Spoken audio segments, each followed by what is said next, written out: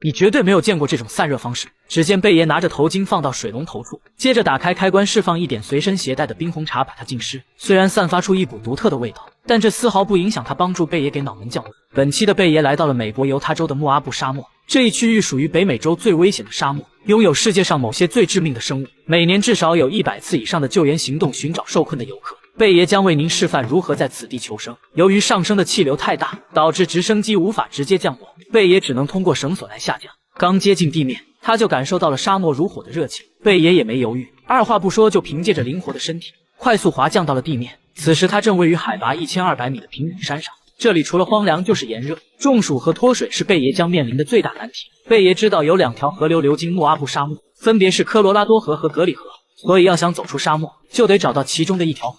这片沙漠遍布峡谷和干涸的河床，如果顺着它们走，应该能找到那2条河。植物的生长离不开水，而周围的植被迹象表明，水源应该就在附近。这里整座山丘是由砂岩石组成，踩在脚下非常容易碎，而且极其的不稳定。对于背不着来说，肯定不可能绕道，直接一个翻跟头就滚了下去。刚下了一个阶梯，面前又出现了一处悬崖峭壁。在特种部队待过的贝爷，学过一种从高处跳下规避受伤的方法。跳下来时保持双脚并拢，膝盖稍微弯曲，着地时翻滚，把撞击的力道分散到双腿上。好家伙，看来荒野一哥的名声不是盖的，3两下就到了地面。吃完2口卡哇伊的沙子，顶着43度炎炎烈日朝前赶路，随着不断升温，让贝爷感到酷热难耐，实在扛不住了。脱下里面的短袖，用屠龙改造一番，套在脑门上做个阿拉伯头巾，脑门瞬间凉爽了不少。整理了一番，继续往前寻找淡水。跋涉了不知多久，贝爷来到一座峡谷上，下面有许多阴凉的地方，所以很有可能存在着水资源。由于悬崖太陡，没办法攀爬，怎么下去就成了个难题。贝爷只能顺着峡谷边缘来寻找下去的路。好在走了没多远，他便发现一条通往峡谷底部的路，在下面贝爷发现一棵小灌木，这是个很好的信号。这种植物每天要从蓄水层中吸收90公升的水，这表明附近的某个地方一定会有水。在荒漠中，让人绝望的不是找不到水，而是找到的水里却有一只腐烂的松鼠，水源被污染，这也就意味着水是绝对不能喝了。贝爷可不想在沙漠里生病，既然这里有水潭，那就意味着这峡谷很有可能最终是通向一条河。贝爷打算穿过这个水潭探索一番。奇怪的是，明明在外面是一片灼热的沙漠，但是下到水里却非常的冰冷刺骨。可现在贝爷别无选择，只能硬着头皮顺着水潭往前游了。没走多远，被一处树木挡住了去路，这应该是以前的洪水把木头冲击到这里。真的是运气不佳，这堆木头很不牢靠，所以爬过去根本不现实，而峡谷的两壁又太陡，根本没法爬上去。在这样的水温里待着，超过2个小时，体温就会降到35度以下，从而导致体温过低的症状产生。现在有个解决办法，就是往回游，但好马不吃回头草，好背不游回头路，那就只剩从下面游过去了。但还有一个顾虑的就是，贝爷并不知道要游多远才能到达另一边。通往成功的路上总会遇到许多的未知，你不试试怎么会知道能否成功？贝爷深呼吸了几口，直接把头扎进了水里。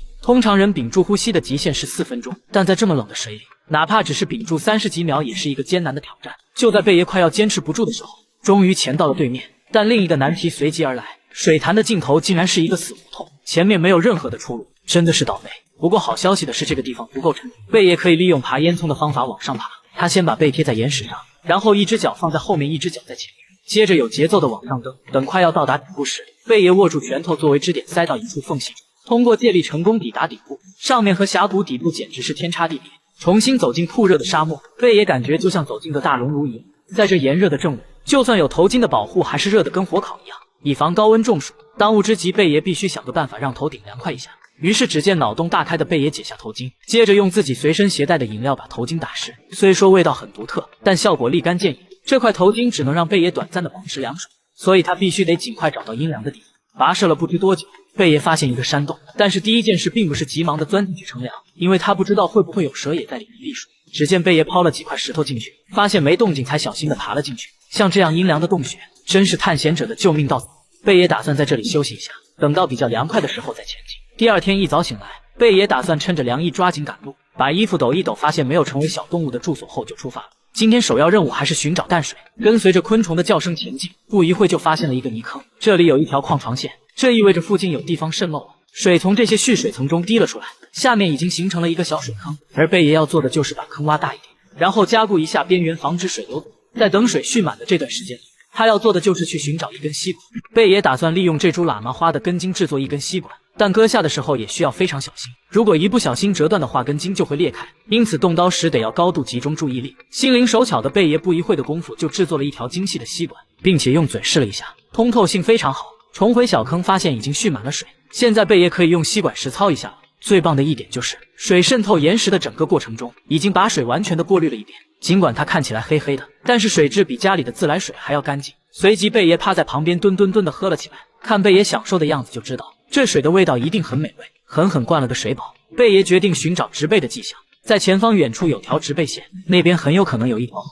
通常在沙漠中有河的地方很有可能会有人居住，不过在此之前，贝爷打算先找点蛋白质补充一下。他来到一处小山沟中，这里简直是鸟类的筑巢圣地，因此贝爷打算找些鸟蛋来填饱肚子。在半坡上捡到的蛋壳让他信心大增，3下5除2就爬到了顶部，果然在岩层上发现了鸟蛋。饿得不行的贝爷拿起一颗直接敲碎，连汤带壳统统嘎嘣脆，酥香可口。蛋白质是牛肉的好几10倍，虽然生吃鸟蛋能快速帮你补充营养，但会有感染沙门氏菌的危险，因此贝爷打算把另一枚做成煎蛋，找个没人的地方，把蛋敲碎放在石板上。这里温度已经达到了50摄氏度，所以任何平坦的石块都是天然的平底锅。不一会的功夫，蛋就煎熟，尝上一口，贝爷说这比德奶奶给他煎的还要好吃。补充了一些蛋白后，重新出了发。随着前进，周边的气温开始迅速下降。考虑到巨大的昼夜温差，贝爷得找些东西来生火。他利用小刀割下了一些干枯的灌木，接着再打算捉一条蛇来当做今天的晚餐。晃悠了一大圈后，贝爷发现一条响尾蛇。要想逮住一条蛇，你得用石头把它砸晕，然后用一根棍子把它的头按在地上，接着把它的头骨砸烂。就在贝爷准备动手时，发现这是一条淡色侏儒响尾蛇，也称牢底坐穿蛇。贝爷可不想下辈子在牢里度过，看来只能挨饿一晚了。